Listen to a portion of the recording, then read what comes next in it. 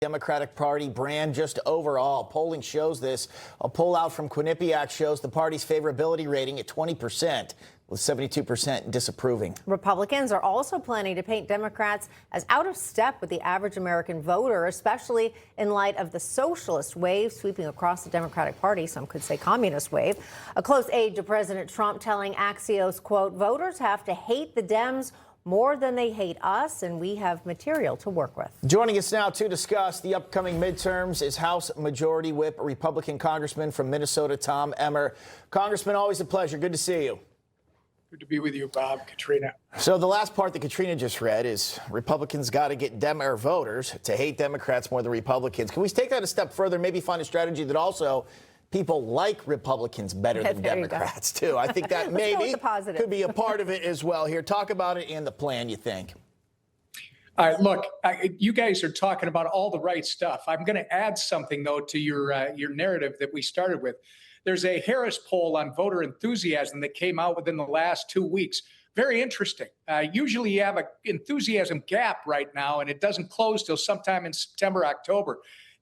They broke out MAGA Republicans, and they have Republicans and Democrats. They didn't break out socialist, communist, Marxist, anarchists, just Democrats, and then they had independents. Guess what?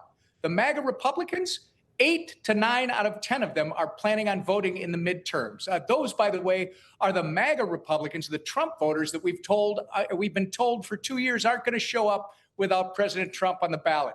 Then you look at Republicans and Democrats, and 7 to 8 out of 10 of each are planning on voting. Already here in July, they're saying they're going to be voting in the midterms. I just want you guys to think about that for a second. There is a ton of enthusiasm out there, and it's not necessarily because they love Republicans and they hate Democrats. You know what it's about? It's about President Trump and his America First policies. It's about sealing the southern border. It's about an economy that is starting to work for everyone. You look at real wages are growing faster than inflation. You look at the lower rungs of the prosperity ladder in this country. They are actually catching up for the first time in years. Their spending is up about 6% right now. They are feeling better about the economy. And if their perception is they're in a better place than they were under Joe Biden and they see a bright future, guess what, guys? We're going to hold the House, we're going to hold the Senate, and we're going to finish out Trump's term in style. And Congressman, I do have to point out, though, that there still are many Americans on both sides of the aisle who are feeling financial pressure, financial strain on various levels, whether it be because of the war in Iran or maybe inflation not going down as quickly as we had hoped. What is your message to them? Because we keep telling them to be patient, and they may feel that they just don't have patience left. Well, Katrina, I guess I'm pushing back on that by telling you that while there are people, and there always will, that are going to be struggling, what they're saying compared to what is happening is not matching. And what you're going to see, I believe, is by early September, those two things, the perception of their economic reality and their literally the economic reality, are going to be intersecting.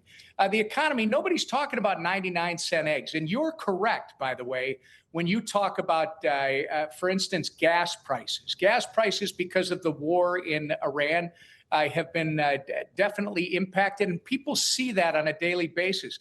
But I would argue to you that with the president of peace, what he tried to do with Iran, and he told everybody that once he got to that point, you were going to see gas prices come tumbling down, Katrina. We, in fact, saw that until the Iranians balked on the deal. I would say the IRGC balked on the deal. Also, inflation came down shortly after that did. That's right. Yes. Yep. Congressman Tom Emmer, sir, we got to leave it there. Always a pleasure. Stop back soon on American Agenda. You guys are the best. Thanks for having me. Thanks, Congressman.